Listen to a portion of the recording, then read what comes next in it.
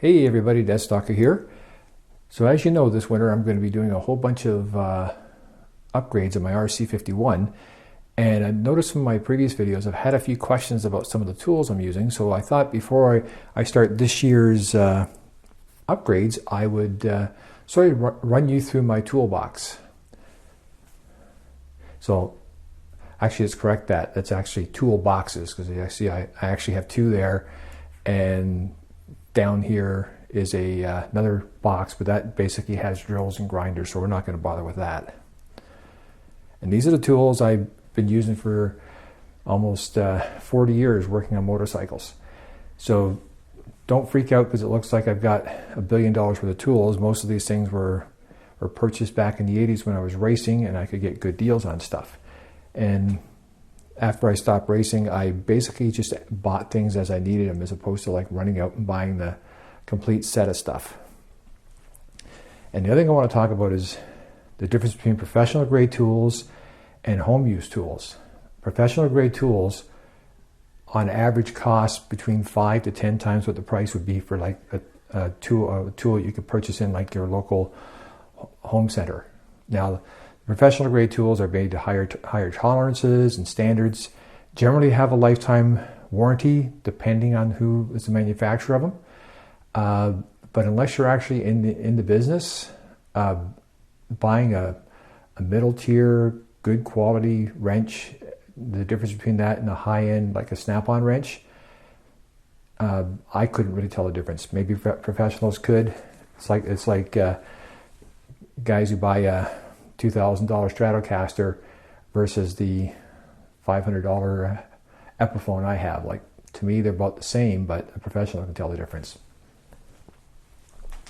Now, setting up the toolbox, it's sort of a little different. Everyone has their own preferences. Now, I notice toolboxes nowadays have changed a lot.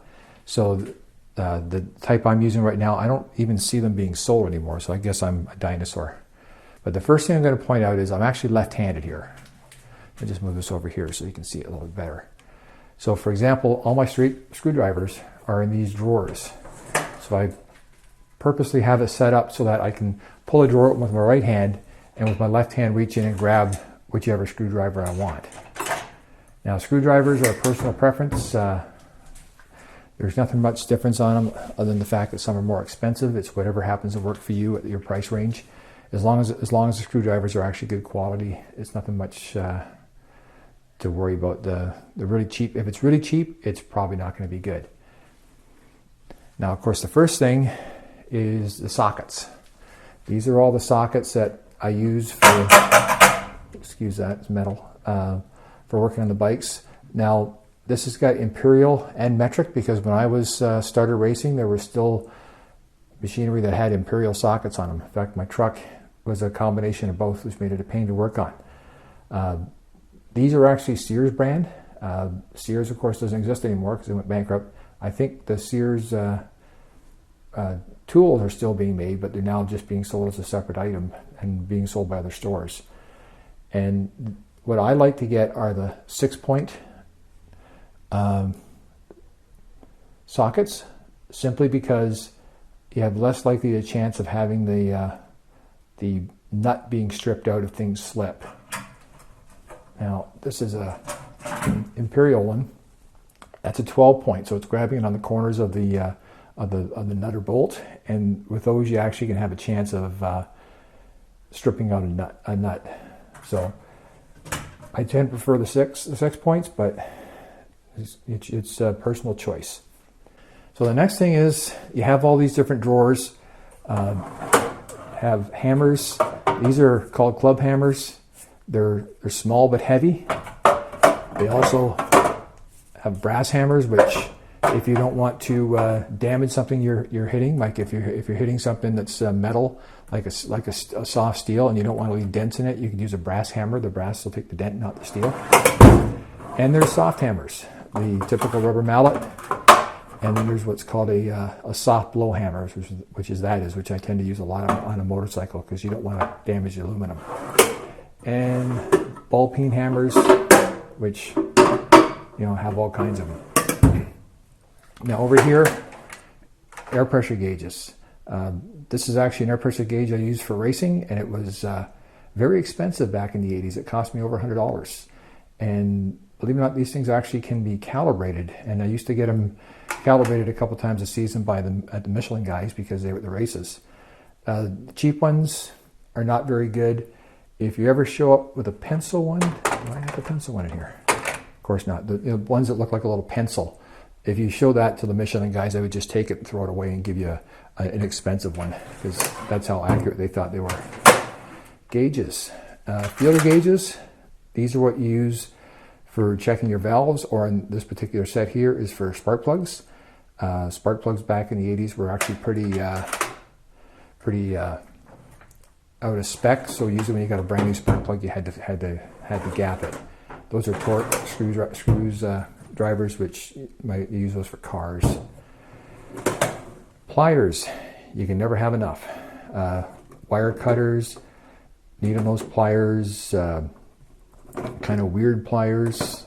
You sort of get what you need. You tend to have the same pliers, but there's always one you need for a specific job, but there's always 2 or 3 you tend to use. You can buy them in sets, or you can just buy them individually. Wrenches. Now these are all the standard wrenches. The reason I went for Craftsman wrenches back in that day is you can actually see that one says 1 inch, bright as day. So at the time, Snap-on wrenches, the print was so small, it was almost impossible to see back when I had really good vision. And these are all the metric wrenches, and I got everything up to 32 millimeter, and I think I have in sockets 36. I know people that have KTMs have problems with the sockets for the rear axle bolt. The one thing I can recommend for you as far as the metric wrenches is 10, 12, 14 are your most common, and then 8 and 17 and I think 21 is the next that are next common.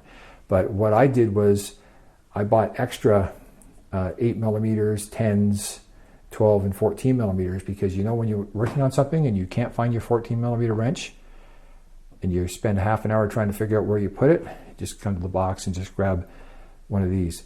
The one thing I did do is I found an 8 millimeter wrench from just a no-name maker, and the reason I bought this particular wrench is this is a standard Craftsman 8 millimeter wrench, which is really tiny and a pain to work with. And this other wrench was long and much easier in the hands. And I use this actually specifically for bleeding my brakes in my bike. And that's my official brake bleeding 8 millimeter wrench. Another thing, this is something that happens occasionally too, is you work on your motorcycle and the wrench won't fit because the wrench is made to work on certain things. And sometimes the manufacturers don't make them so that a wrench will fit because they want you to take things apart you don't really need to take apart. And I bought a 17 millimeter wrench and took a grinder and ground down the whole one side of it just so it could fit in to adjust something actually on my forks on my race bike, because we've taken race bikes, you're taking stuff apart all the time. And the extra 15 minutes it would take to pull the things apart, to take it apart with a regular wrench, wasn't worth the price of, I think it was about $1.54. No, sorry, $8. $8 it cost me for that wrench was worth it in time I saved racing. Other type of wrench, it's they're called like an open box end wrench, where if you got to do something with like a hose thing. And there's something else here you use with sockets. They're called a crowfoot wrench for getting in spots where you can't really get things in. But again, pick what you like. Now down here, every toolbox has a junk drawer or two. This has got like a few cutters and stuff, and pens and pencils. Nut drivers, basically screwdrivers with socket ends on them. Here's some motorcycle stuff. These are snap ring pliers. These are for those little snap rings that are used on motorcycles. It doesn't matter how many you get, you will always find a new one that needs a different size one than you have, and it's a real pain. This is a shock wrench. Bought this from some place in Japan because it was almost impossible to get. This is adjustable for different size shocks. My race bike had a Fox shock on it, so we had to get one that would fit, because the wrench they give you for adjusting the shocks, everybody knows them, they're horrible. This is a piston pin puller for taking apart your motorcycle. This was bought specifically to work on my Grand Prix bike.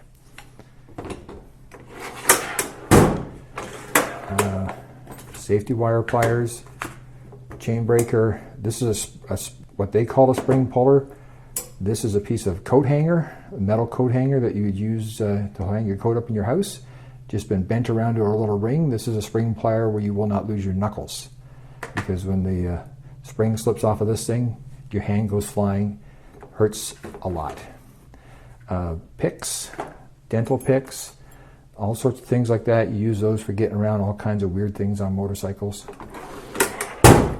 Now, ratchets. If you see, I've got all kinds of them. There's speed ratchets, just simple bar ratchets, 1/2 inch, 3/8 inch, different lengths for different leverage.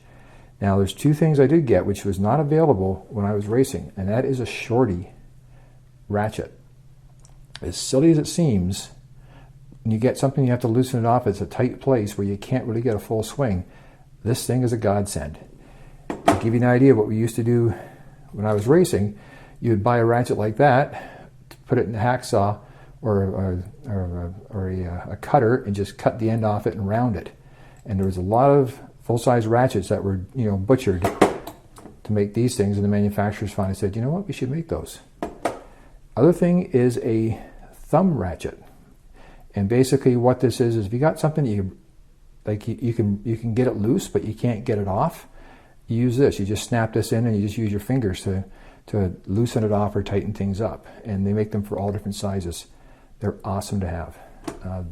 These are like breaker bars for when you have to break something that's really tight, and you can't get something in there. Don't use them very often, but have used them a few times. And a little wire bent ratchet screwdriver. Don't think I've ever used it. It came with kit. The extensions. Okay. These things always fall around, so they come in different sizes, different lengths. Sometimes you find yourself, you need something to fit and it's not quite long enough, so you end up making, sometimes you take 2 or 3 of these to make the length you do need to get it to where you have to go. One thing that's interesting is these things right here, they are called wobble connections. So when you put a socket in here, there you go. You can actually see with this thing flat, I can turn it a little bit left, a little bit right. And that is when you just can't quite get the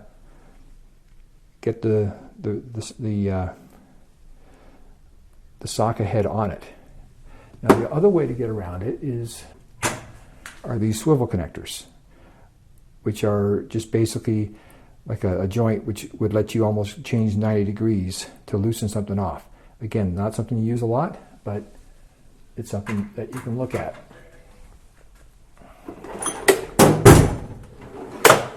Channel locks and adjustable wrenches, tend to use those a lot. Not so much in motorcycles, but you tend to use those a lot in cars and sometimes around the house. Punches and chisels. Again, you'll be using specific things for stuff.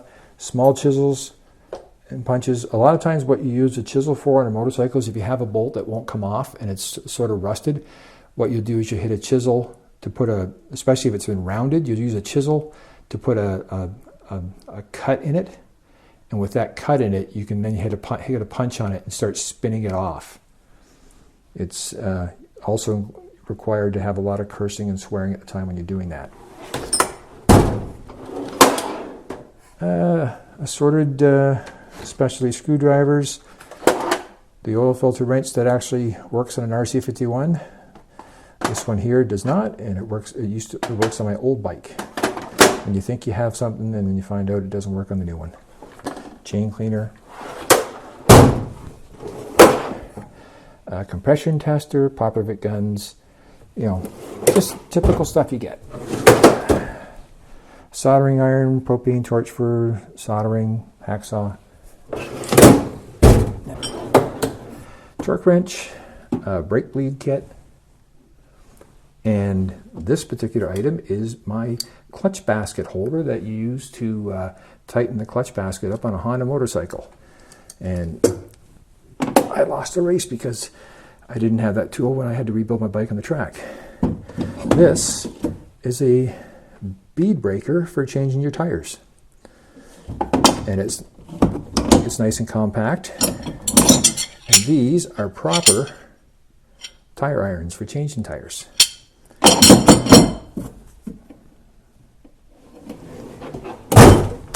Now the second one, clamps. These are C-clamps, different sizes. Use those to hold something down, that if you're going to sand it, turn it, tighten it, whatever. Spring clamps, use those if you want to have something held. These are pinch clamps. Those are actually used for woodworking, but I've used those in the bikes as well.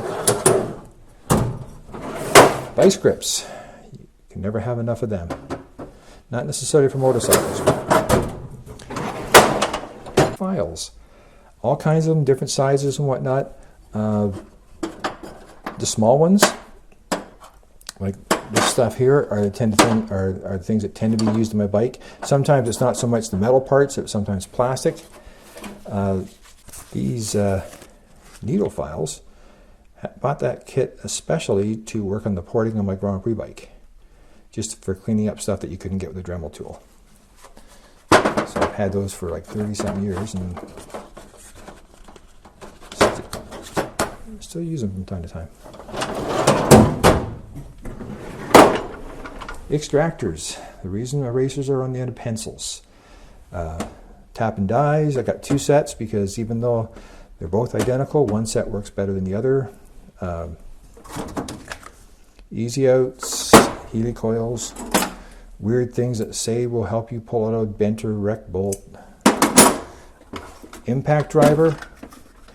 This is one item here, worth its weight in gold. I see them for as little as $6 to $10 for just an okay one. If you have especially, you know, the bolts on a motorcycle master cylinder or a brake reservoir, they tend to seize up. These are a great way to get those bolts out without having to strip the screws. It's just great.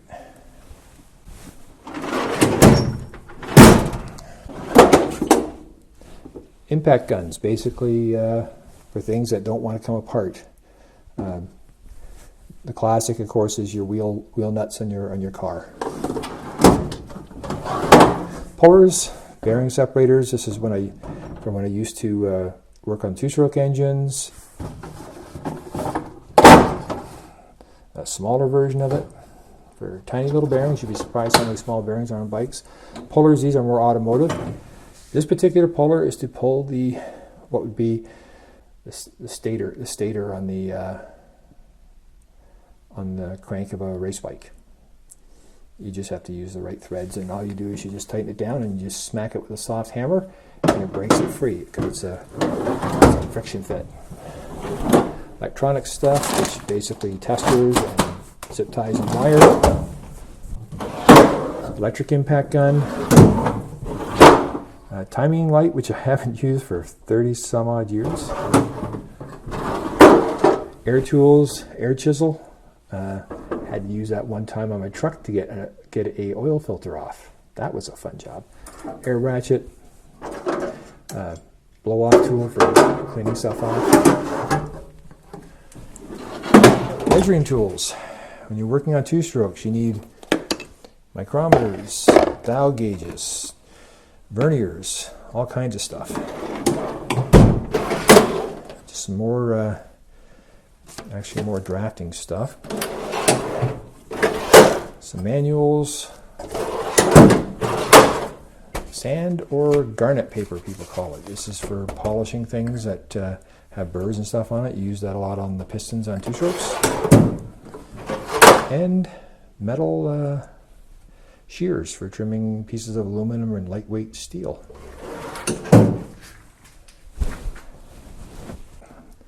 So as you can see, I got lots of tools, and I did spend a lot of time acquiring them. I'm not an expert. Just everyone has their opinions. Everyone's a little bit different.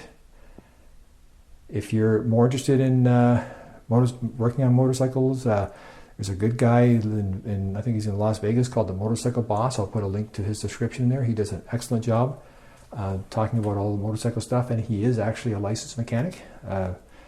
I know Jake the Garden Snake actually is a licensed mechanic, and Spicy 110 in England is not a licensed mechanic, but he does very good videos on how to do stuff. And he does warn you up front, he is not a licensed mechanic. So as for like where you can find these tools, in Canada we used to have Sears. We still have Canadian Tire, but I'm not big on their selection of tools lately. We have another place called Princess Auto. In the US it would be similar to Harbor Freight, and I think England has the equivalent of that as well. They have a lot of tools, different quality levels. So if you're going to buy the thing that's $3 for $1, it's expected to last that long. But if you're going to spend $10, $15, $20 for a particular part, or $50, you expect it to last a little bit longer. A lot of these places have guarantees and all that sort of stuff too, so you can sometimes take stuff back. So you got any questions, feel free to put them in the comments. I'll help you if I can. And starting next week is the first video of working on the RC51